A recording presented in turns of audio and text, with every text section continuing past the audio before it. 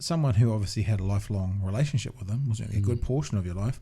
What are some of the things that we don't know about him in the public? Yeah, that you know of him from a personal relationship. I know for a start that he's an extremely good organizer. He was even from school days. He was very academically gifted. He was way ahead of everybody else.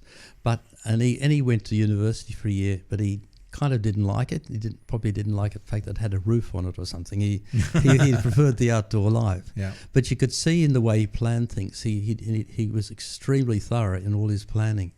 So that's one side. And the humility side, we all know about that, that he never considered himself to be, a great man. It was other people who thought that. And I spent a fair bit of time with him, especially in the Everest region, where there's a lot of trekkers around, and they would come into the tea shops when he's sitting there boasting about little things they'd done, little small mountains they climbed. He just sit there saying nothing. And then there was one time when he was climbing a little hill with his son Peter, and he was using an ice axe just as a kind of walking pole. And we got to the top of the hill, and he and Peter sat down on a rock, and Ed was just holding his ice axe out in front of him, just as sort of leaning on it a bit. And an American trekker came by and just sort of didn't know who he was, and said, "Hey, bud, that's not the proper way to hold an ice axe." and of course, the thing about Ed is he didn't say, "Oh, don't you know who I am?" Yeah. He didn't say anything. He just let this American trekker instruct him on how to hold an ice axe properly. Oh, really? and the guy walked off and was never didn't know who he had instructed. It's not to embarrass the American tourist, but it would be lovely for him to know who that person was. Yes. Because it was so inconsequential of an interaction, he wouldn't remember the interaction. But if he'd been called out, he would actually be a nice life. I almost did, because we were busy filming. I was busy filming him at the time, but I would have loved to have run off and told him, you know who you just instructed to hold an ice axe. But Ed played the game. He said, "Oh, thank you. This is yes, he did. He allowed him to show him." But that's the way he was. He was. He didn't have the great man syndrome that that some people do have. And I think that's something that we all know of him. The thing is that you've experienced with him. Did you? Were you? So you knew him prior to his second marriage, obviously, because it was only a couple of years after his first wife passed. Yes. So did you know him? Were you close enough to him that you were involved with? Like, were you at the wedding for the Jim stuff? Yeah.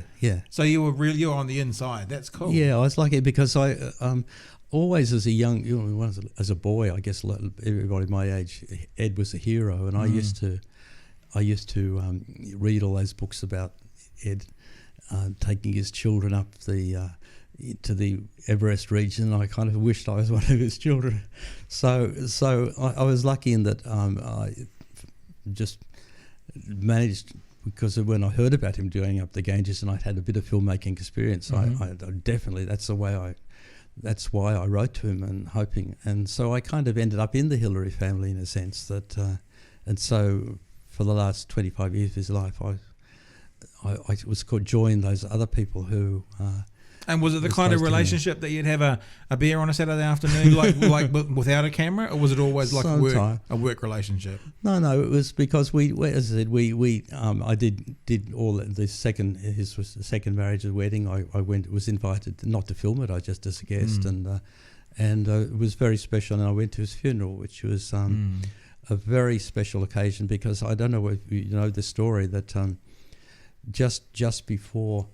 The night before the funeral, he was lying in state for a few days, and it was announced that the cathedral where he's in would remain open for the whole night, and so I went up at about midnight because he meant a lot to me and was a last chance kind of to get close to him physically, and I was just amazed at what I saw, because the queue at midnight went out at the door of the cathedral and way down the street it was just proved how much that everybody, knowing that this was their very last chance to pay tribute to him, kind of all left their lounge rooms at once. And I never saw the end of that queue. It must have been at least 1 kilometre long, and this is midnight. Wow. And so I walked down the queue, and I guess this is the reason, one of the key reasons I remember why I decided to make this new film, because halfway down, half a kilometre down the queue, there was an Indian family, a big Indian family, a